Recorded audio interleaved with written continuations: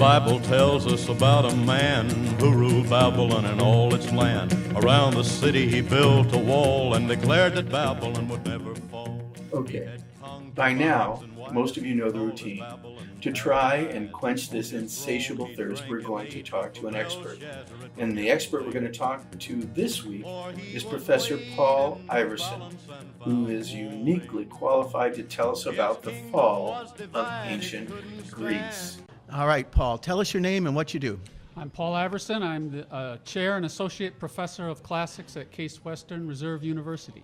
And I study Greek history and especially Greek writing on stone or other durable goods.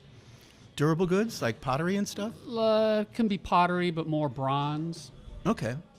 Instead of papyrus in classics, there's a distinction between epigraphers and papyrologists and numismatists who study coins. Okay. Jeez. Now, all right, I was already going to start to digress. Let's get to the story. Why? You know what this web series is about. It's about how and why civilizations fail. And when I Googled Athens failure, Greece downfall, and all that, Cleveland case, you came up as in like top of the list. Why is that? Probably because I'm the chair of classics and we're a small department and we don't have very many other Hellenists. To be true. We were talking about your expertise in ancient Greece. Yes. Okay. And we're interested in the fall of civilizations. Hint, hint, the United States. But we're trying to interview smart folks like you so that you could tell us maybe a cautionary tale on how, why past civilizations have failed. So with that in mind, how about I start right up? What was the period when the Athenian, am I saying that right? Athenian city-state was at its peak? I think almost everyone would agree that shortly after the Persian Wars got over in 480, 479 BC, to the beginning of what's called the Sicilian expedition during the Peloponnesian War, which started out in 415 BC. Those years between 480, 479, and 415 BC, that's the period of the height and flower of Athenian civilization. Probably when you think of Athenian people, you're thinking of Aeschylus, Sophocles, Euripides, Thucydides. You're thinking of Socrates. Yeah. They're all in that period. Okay. There are some other greats outside of those bounds. Aristophanes, the comedian, but most of them are writing and living at this time. All right. The greatest hits. The greatest hits. All right. Give me those years again, because it sounded like it was 70 years. 480, 479 BC, and all the way to 415 BC. 415? Yeah. So really like 60, 70 years. Yes. Yeah, that was it. That was it. Yeah. When did they make those, like the Pantheon? When was that? The Parthenon. Parthenon. The Pantheon's in Rome. The Parthenon was built during that time. The Temple of Athena Nike. The great Athenian politician Pericles had a building program that using funds from what's called the Delian League, he was able to divert those funds to beautify the Acropolis and the city of Athens. Okay. And so it's during the height of the Athenian Empire in these years when the Parthenon is built. All right. Now, you mentioned what league was that? It's called the Delian League. After the Persian Wars got over in 479, the Greeks decided that they needed a league to keep the Persians out of the Aegean. And Sparta had some internal problems with their king Pausanias. He was. Was this before or after Jared Butler? And you didn't see the movie? the 300 or something? Oh, this is after that. Yes. Come on, Paul. Work with me. I don't know Jared Butler, but I know the movie. Didn't like the movie at all. Yeah. That movie made money. Thermopylae was during the Persian War. Okay. Now, sometimes war, the aftermath of war, is a good thing for arts, for creativity, rebirth. What effect do you think that the Greco-Persian wars had on Greece as a whole, or Athens? Well, it was a bit of a mixed bag, but for Athens, certainly, I mean, they had to rebuild their city. Their city was destroyed during the Persian Wars. Didn't they abandon it or They something? abandoned it, yes, they abandoned it. The story is that there was a prophecy that that safety would be found in their wooden walls, and some thought that was these old wooden walls on the Acropolis, and Themistocles said, no, it's our ships, so let's abandon the city and take to our wooden walls, which are our ships, and that's what saved the city. Wow. That's a radical military tactic. Right. But Athens had to rebuild, but then the Delian League came in, and Sparta had internal problems, so she sort of withdrew from the external matters, and Athens was able to take control of the Delian League, and eventually she began to force members to make contributions, and she used those monies to build her empire.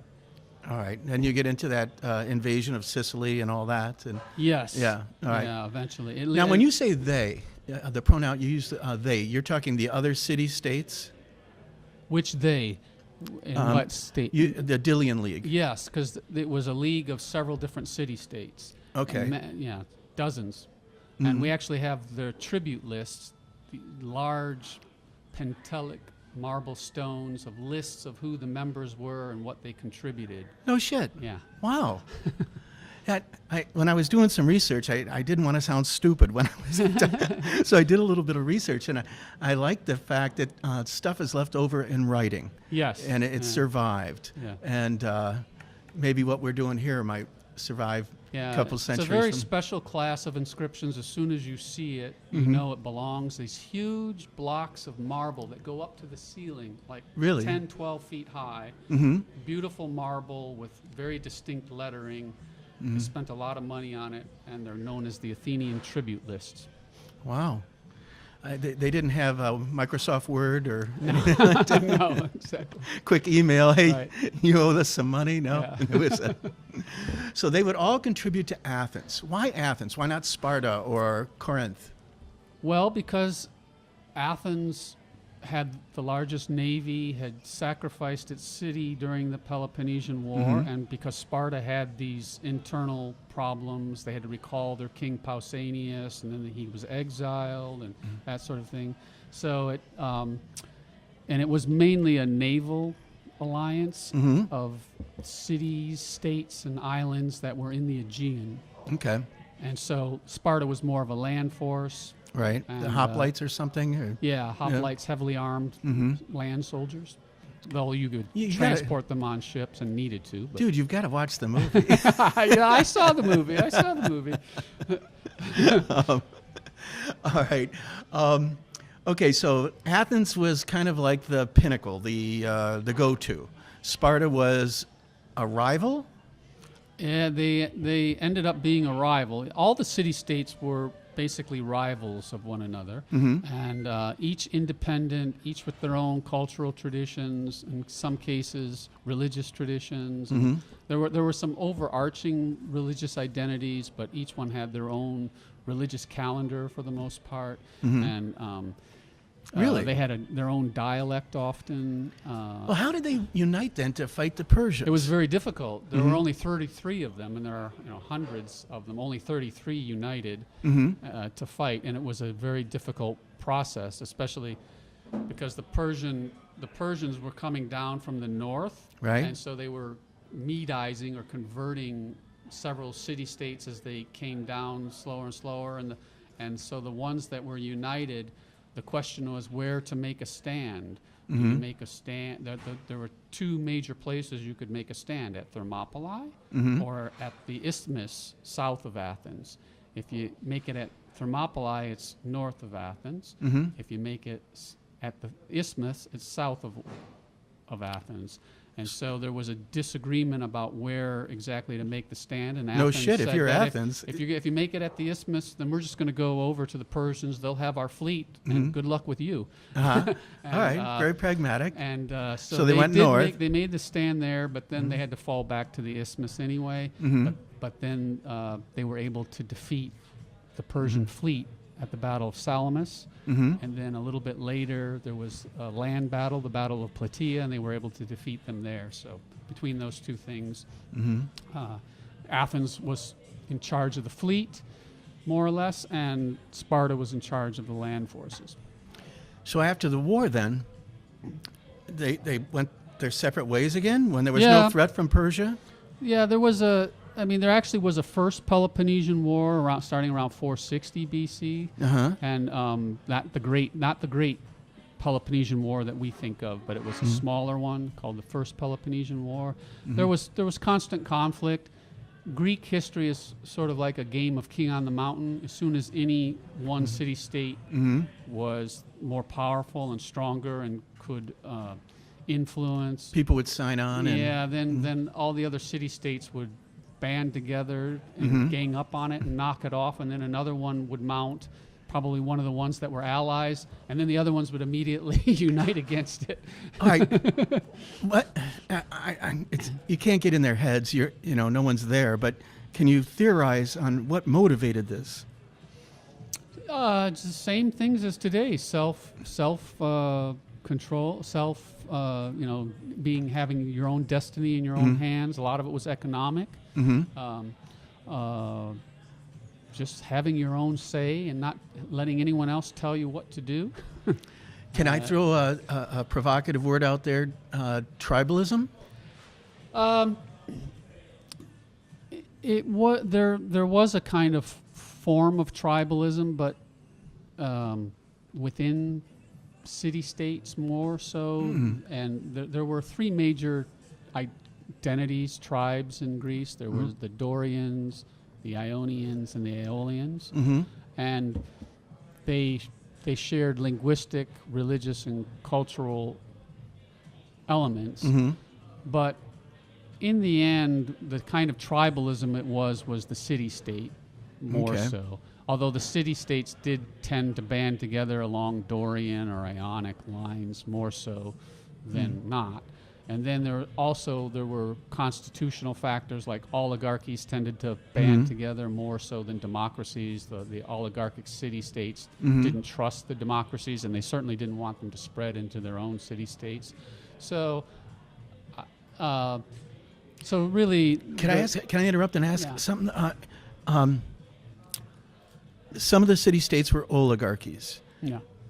Did they start out as democracies? No. It was just...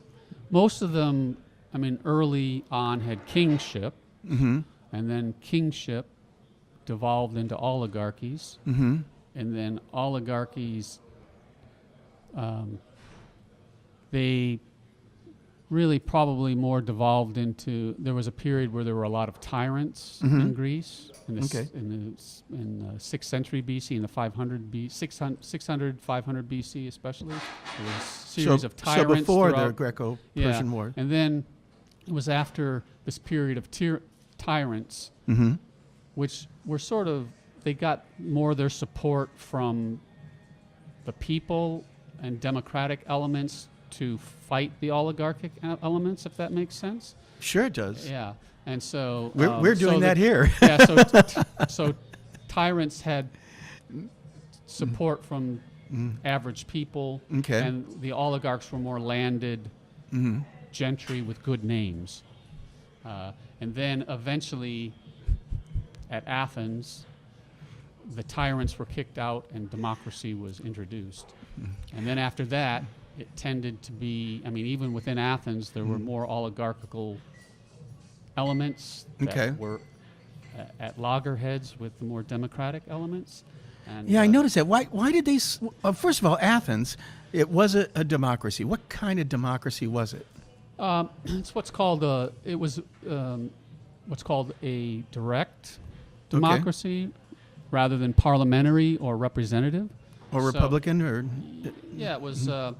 So It was bicameral. They had this body called the Senate, we would translate it, boule in Greek, and that was made up of 500 members, 50 from each of the 10 Athenian tribes. Those tribes were kind of just made up. They were not tribes in the sense of, real tribalism identity. Although they tried to kind of foster a little bit of competition between them, but it was sort of an artificial 10 tribes that were made at a later date.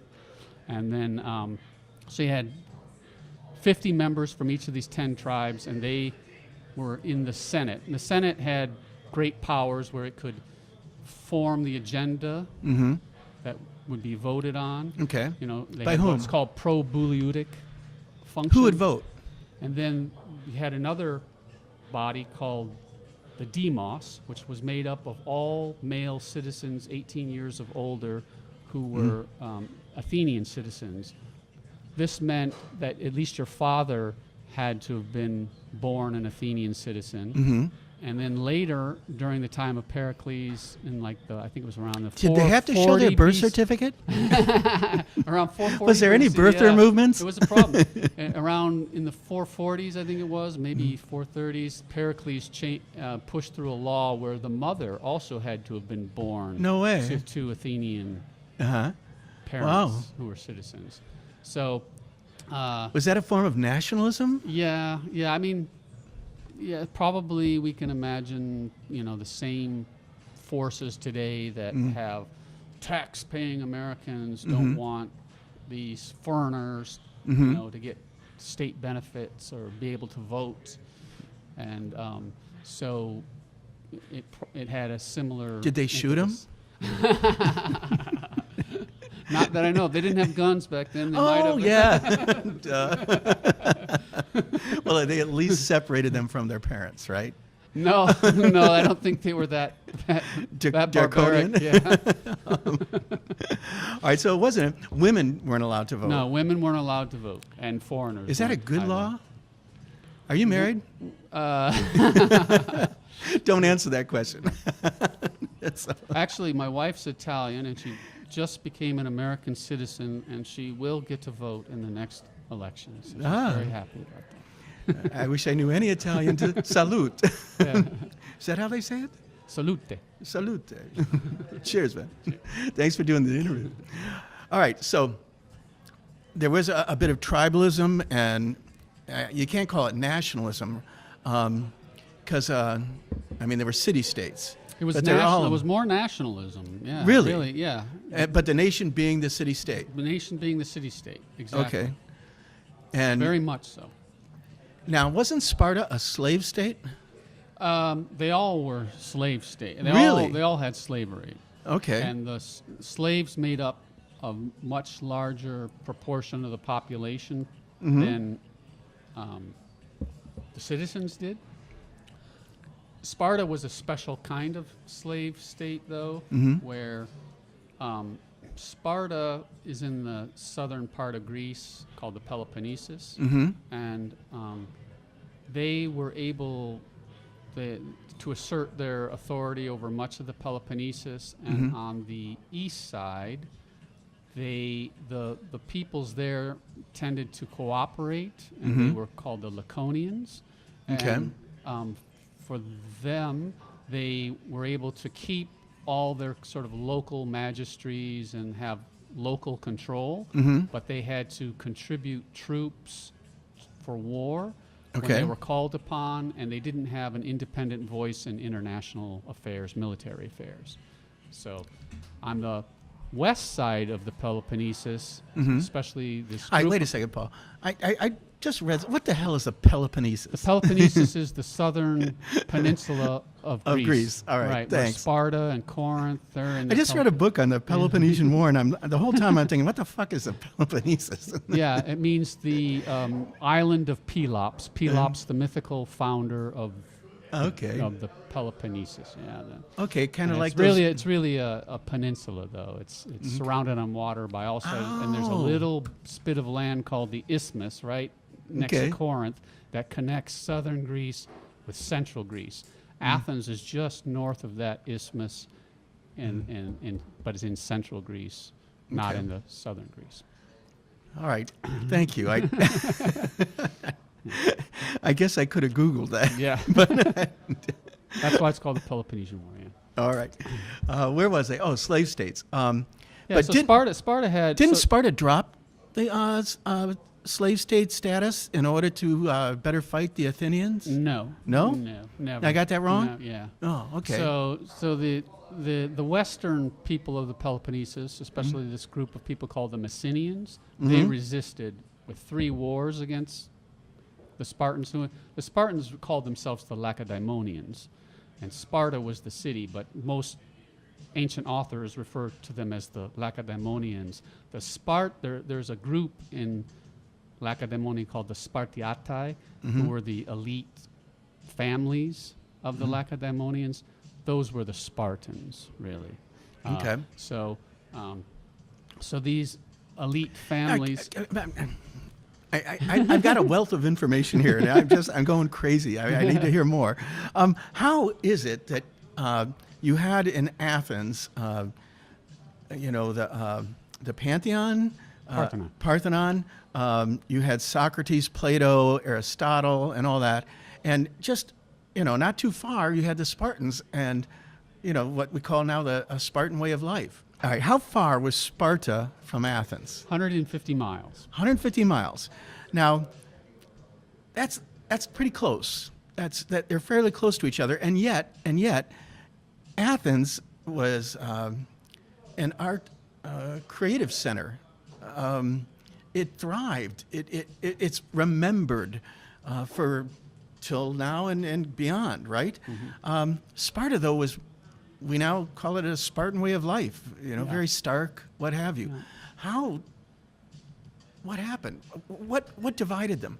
What separated them besides 150 miles? Well, you have to remember that 150 miles is a 2 or 3 day march. Okay. And the time that it takes for an airplane to fly today to Europe is much less than it would have taken to travel. So there's a fair amount of distance time-wise greater than what it is. Well, to how go long to did the Europe. train take to get there?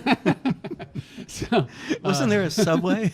no. Oh. So also, yeah. So it's two even different worlds? even in Europe today, right, in modern states such as Italy or Germany, you still have very diverse pockets of cultures and dialects and languages, things like that. So that Oh wait, that's the way let me it ask. was. Let me ask.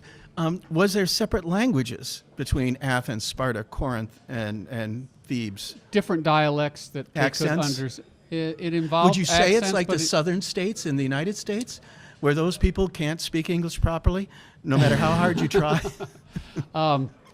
Definitely. You going to answer that one, Paul? Definitely the comedians like Aristophanes.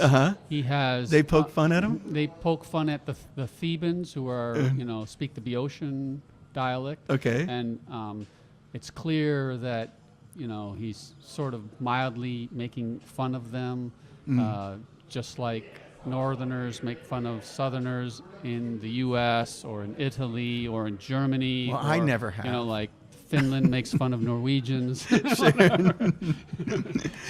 lived in the Czech Republic, and they constantly mocked the Slovaks. Right.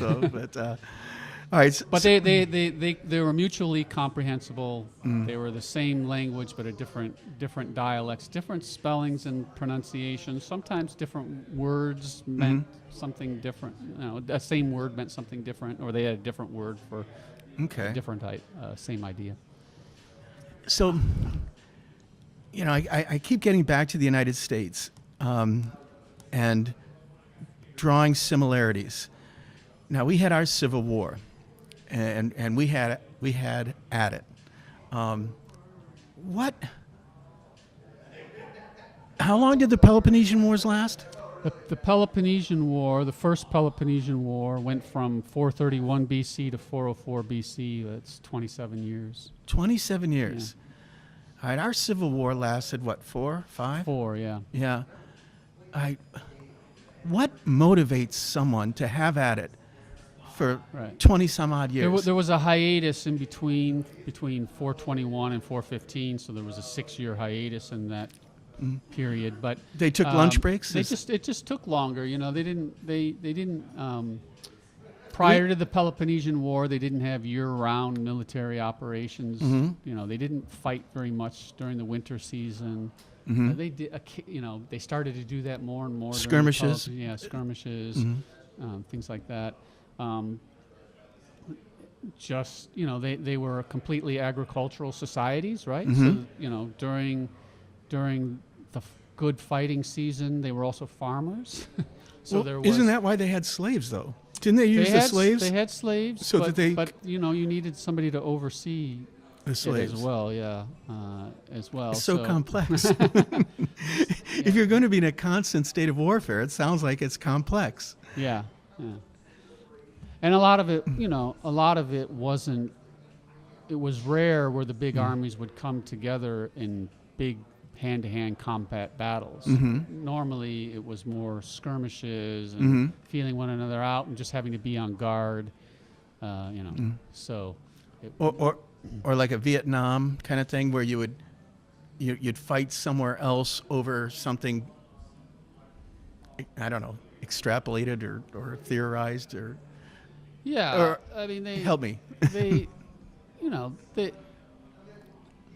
takes a lot of resources to field an army. It takes a lot of social cohesion, you know, and training. It's not a natural thing for humans to want to leave their home and risk their lives to fight and do that kind of thing. So we've done a couple episodes on that. So, you know, they had to create an ideology of the. They had to transfer this idea of the warrior in the Iliad who's fighting for his family and his father's land. What motivates someone That's right. to leave home and go to war and fight for their at the time of the Iliad and Odyssey, like you know, Dark Ages, 900, 800 BC. There wasn't a city-state yet, and so these great chiefs fought for their own kingdoms, which often were handed down from their father, and so they fought for their father's land. And you know, they were individuals, and we don't hear much about the small guy fighting with them and so forth. But eventually, the city-states begin to emerge in Greece, and that ideology of fighting for your father's land gets transferred to fighting for your fatherland. Your city-state and its surrounding territory. All right, and that harkens me back to our Civil War again. We interviewed the head of the history department at Gettysburg, a Civil War aficionado, and I asked him this question: what motivated Southern dirt poor Southern people to go fight for an oligarchy? You know, I think it was a cultural identity. It was a cultural identity that, and it still is today, right? And those, you know, people don't want to be told what to do. They didn't want to be told they couldn't have slaves. They didn't want to be told. Are you talking about the South or Greece? I'm talking about the South. Yeah. Okay. Greece, everybody at that time, nobody wanted to be a slave, but nobody questioned the morality The of hierarchy, slavery. the morality. Oh, oh, wow. And every culture owned slaves just about, and it wasn't so much a racial thing like it was in the American experience, but it was, you know, if your city-state lost in a fight, all the men were, just Enslaved. about all the men are killed, Oh. and the women and children are enslaved. Jesus. Wow, you don't want to lose that war. Yeah, you don't want to lose that war. And what a way to die back then. And anyone could become a slave, especially earlier. Like, you know, in the Odyssey, Odysseus is worried that he could be, you know, treated like he's a slave and could be enslaved, and it's only his noble bearing and the fact that people are generous to him and welcome him, and by the time he gets home, pile wealth back upon him, that he is does not fall into the state of becoming a slave himself. But I thought, didn't he win? He Odysseus? Yeah, but in the when Trojan War? Yeah, he won, but then he lost his ship, gets shipwrecked, he loses all his belongings, and nobody knows who he is. So not even his wife, right? Right. All right, Paul. So we talked before the interview started about Jared Diamond. Yeah. That fucking asshole who won't give me an interview. And I mean that with all loving. No, fuck him. Anyways, he lists 5 factors on how civilizations fail. The human impact on the environment, climate change, friendly neighbors failing, hostile neighbors, and dysfunctional political, cultural influences. Mm-hmm. Are you familiar with those 5? You know what I mean? I'm familiar, yes. All right. When we think of Athens, when we think of Greece, God, is it Greece that failed, or is it Athens? When I think of the fall of Athens, but it was actually the fall of Greece, wasn't it? It's more the fall of Greece. Yeah, we tend, when we think of the classical period, we are thinking of Athenian culture, and the Athenian Empire, and Athenian art, architecture, and literature. But in fact, Athens was just one city-state amongst many, and was not equivalent to Greek culture, but it pretty much was the fall of Greece. And all of those factors were factors, I would say, but the biggest not one, so much the climate change thing, was it? Probably not. No, but they, practices in farming and things like that. Okay, destruction. deforestation. Yeah, the deforestation like was a big Athens, problem. Yeah. didn't Athens? They didn't have much agriculture, and so when the war started, didn't they all have to go in the city walls, and that's when the plague started? That's right. Yeah. I told you I did a little research on that. So, I would, the biggest reason was the inter-city-state conflicts.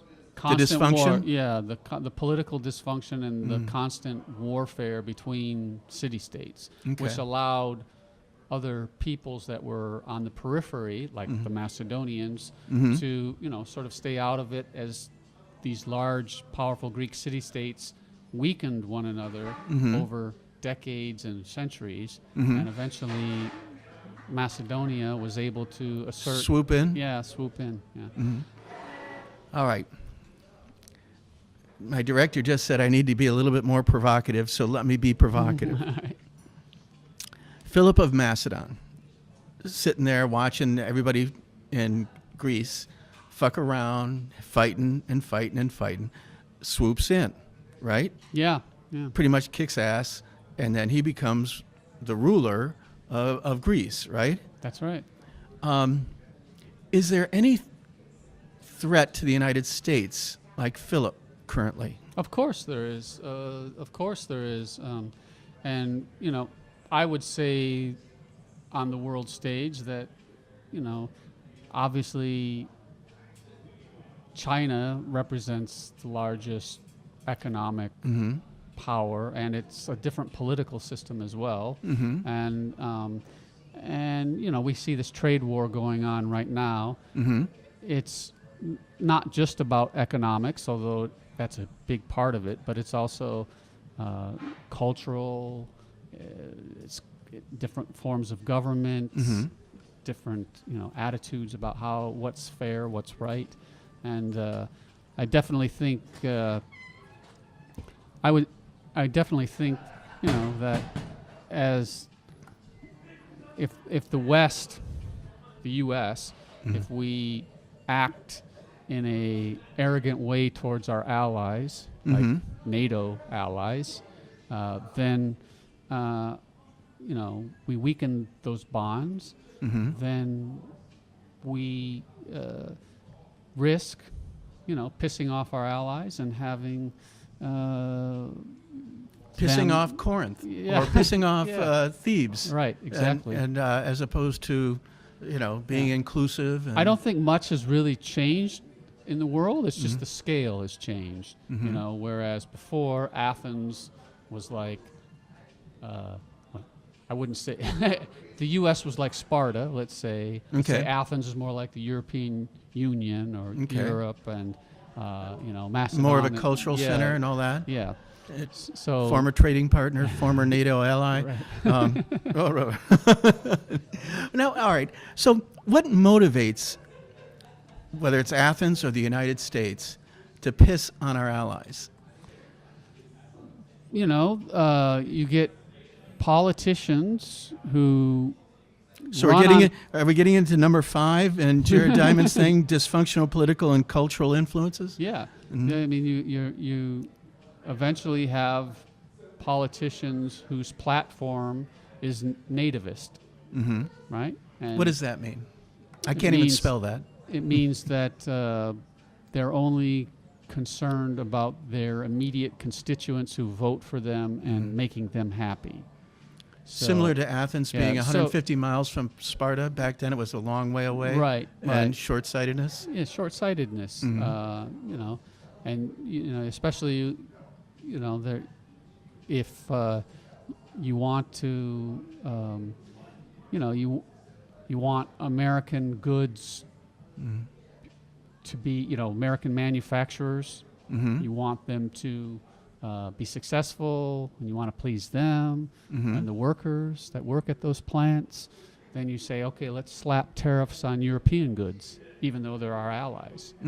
That's happening right now, where under the guise of Nativism? Under the guise of not self-defense, but what is it? It's security.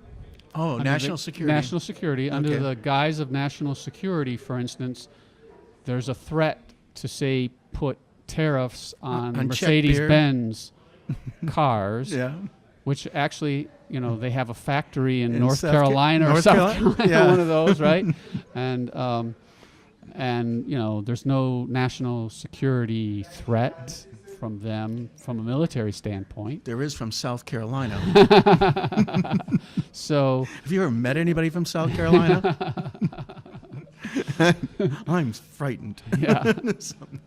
Anyways, so all right, so we're doing something similar to what Athens, Sparta, Corinth, Thebes did. That maybe we're not sending a bunch of hoplites.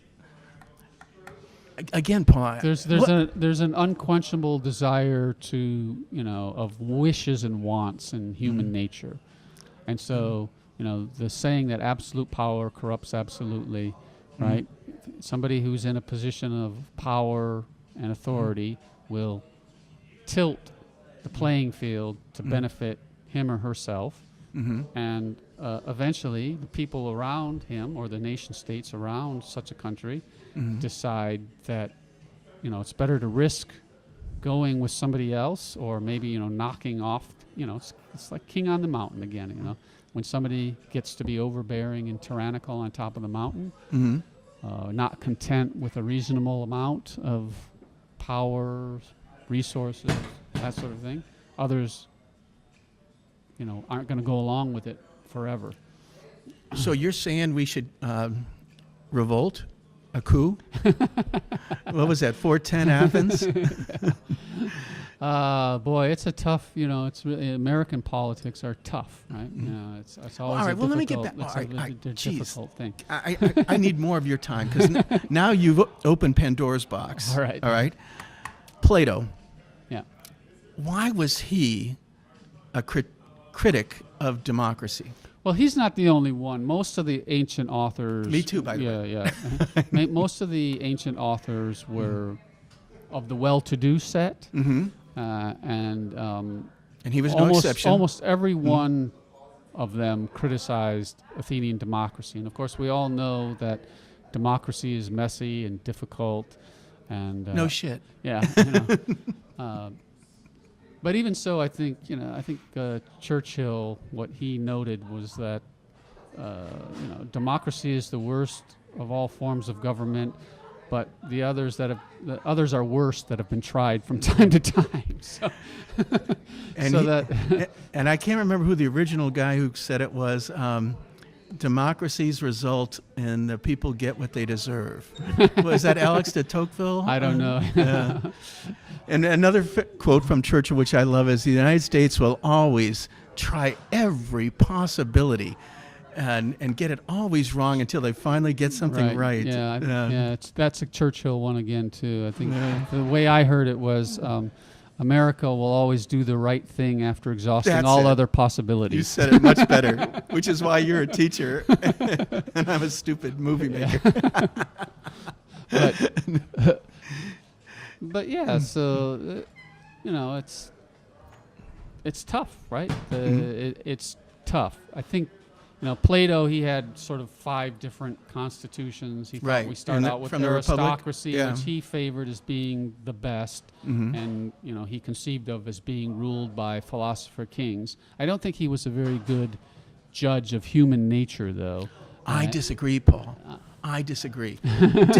Didn't he say something like he had the fictional discourse with Socrates in the Republic, where he's saying, why have a democracy? Because 99% of the people are fucking stupid. Why should they vote for a ruler when they don't know what the fuck they want?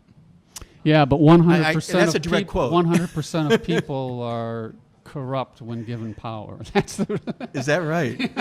So, at least that's human nature as far as I see it. Now, he thought that aristocracy was the best and that there were these wise philosopher kings who would do things for others. And I don't think such people really exist, or if they do, they don't exist for long. And he even recognized that, because then he said, that will degenerate into a timocracy, which is still good and better than a democracy, but the people there aren't as deserving and they aren't the best. And then that will devolve into an oligarchy. And then that will degenerate into a democracy, and then a democracy will degenerate into a tyranny. Now, certainly that cycle, I mean, there's something to say for that, right? There's something to say for that. We've seen it before. Yeah, we've seen it before. Are we seeing it now? I think you could make a case that, certainly democracy can be frustrating. So each partisan side gets tired of the struggle, and they just want somebody to institute their policies, and they're looking for some kind of strong man or woman to just, say, fuck it, let's just do it our way, and who cares what the others say, and who cares. Gordian knot kind of resolve. So that's your boy, right? Yeah. So, I think right now it's clear, that President Trump and his supporters are arguing for right now a period of very strong executive power. But if the voters put in a Democrat, I'm sure they won't say that anymore, right? So it just it is a problem, though, with ceding so much power to the executive branch over time. And I think Rome is a better model for this, where eventually the dysfunction of the Republic led to the Principate, but the Principate was enacted under the guise of bringing back the old Republic. Our viewers never got to hear from a professor on the fall of Rome. Are you I don't know. Are you familiar with that conflict? Sure. Yeah. A bit, yeah. Inside joke, audience. I might have been a part of that failure. All right. So we have an executive branch in the United States becoming more and more autocratic, and we have a blend of oligarchy in that, or aristocracy. Yeah. In Jared Diamond's scheme of things, where the fuck are we, and what chance do we have? Well, I mean, we have all of those things I know going what, Paul. on, but I know what. We should head to the wooden walls. we could get on the ships and just fucking abandon the place. Brilliant, dude. No, Well, seriously, what do you think? Well, I think we just need to have another election and hope to God that majority of the Electoral College Well said. votes out the president. That's the best way in our system. I think, it's a two-party system for all intents and purposes, and both parties always have a good chance of winning. They have, they're okay chance. So we just need to win the next election in 2 years. That's what we. That's not going to change everything. It's not going to change everything. I think we're kind of stuck with the system we have in this two-party rule. I don't see anything really changing that anytime soon. I do. And I do. And it's more depressing than your optimistic ivory tower college professor answer. All right? I think that what's going to happen is you're going to have the South being as ignorant and backwards as they've always been. And you're going to have the Midwest becoming more ignorant and backwards. And I'll use an example, the Scopes trial. Yeah, Scopes monkey trial. Exactly. Dayton, Tennessee. All right. Dude, I thought you were a Greek historian, but you actually, rural Tennessee history. But back then, the evangelicals, oh my God, Timothy Beale. Anyways, back then, the evangelicals, they kind of went south, if you will, metaphorically speaking. They were so embarrassed by what they did and how they were perceived by the rest of the country that they left the political arena. But nowadays, stupid rules. Nowadays, the southernization of the Midwest is becoming entrenched. You have people wearing T-shirts here in Ohio that say, "I'd rather be a Russian than a Democrat." Yeah, I know. I think... And you have the Electoral College. Right. I think you have a formula. I think Greece lasted, what do you say, 70 years at its peak? We've gone... About 70 years since World War II. Yeah. Dude, did you see our last episode? No. How prescient. Wow. All right. Tell me I'm an idiot. I'm just pessimism times 10. Give me some good news, Paul. Well, the question is whether or not, in our country, whether or not, like places like the Mahoning Valley in 2016, they voted for Trump. Dude, right. We have viewers in Australia, Denmark. What's the Mahoning Valley? Mahoning Valley is a place east of Cleveland where it's centered around a town called Youngstown, which was the heart of the industrial portion of Ohio. And these voters used to vote Democratic. They were union members. There were good factory jobs. A lot of people like Socrates, Aristotle, and Plato came from Youngstown, right? Yeah. Oh, no. All right. Anyways, sorry to interrupt. You were saying. Yeah. But they voted Democratic and, were slightly more progressive minded, or at least they were. And the parties have changed so much too. It's difficult to say, but a lot of the Midwest has to do with the loss of manufacturing jobs, and the South is gaining while the Midwest is losing. Kind of a reverse of the 60s. The South, the South, there are a lot of places in the South that are becoming more progressive as Northerners move to the South, like Georgia. Atlanta, around Atlanta and places like that, North Carolina. Don't get me started on right. that. So we're sort of reversing roles where, because the economy is growing in the South, those are where the jobs are, and the smart, talented people are going there to earn money. And so people with a car that can drive more than 800 miles?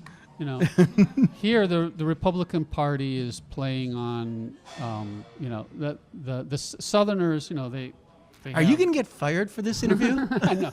I mean, the South has lots of advantages. They have good weather, right? They have. They don't have good weather. The mosquitoes are like pterodactyls. Well, people like living in warmer weather more than cold weather like Cleveland. All right, Paul. We've covered a lot of ground. We've covered the invasion of the Persians into Greece, the subsequent result of the Greek success in that war. We've talked about Socrates, Plato, not so much Aristotle.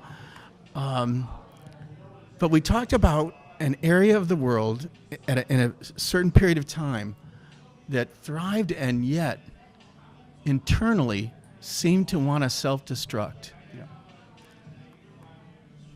I propose that the United States is in a self-destruct period. Tell me I'm wrong. Tell me I'm an idiot. No, I think you're right. I think if we continue on the path that we are on, that it is self-destructive.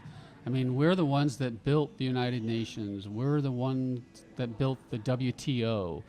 You know, all of these international institutions that were to find a way to avoid conflict. And who is the country in the world leading the complaints and the movement to destroy the UN, destroy the WTO, and NATO, right now, including NATO. Yes, NATO, the United States, and so, you know, I think, you know, our European allies and friends, there's going to be blowback for this sort of thing if it goes on too long. I think they're all just sort of holding their breath right now and hoping that in 2 years from now, the election will change things. But if that election doesn't change things, you know, who knows what will happen in the next 4 years after that. But isn't there going to be a ripple effect? Isn't there going to be an echo that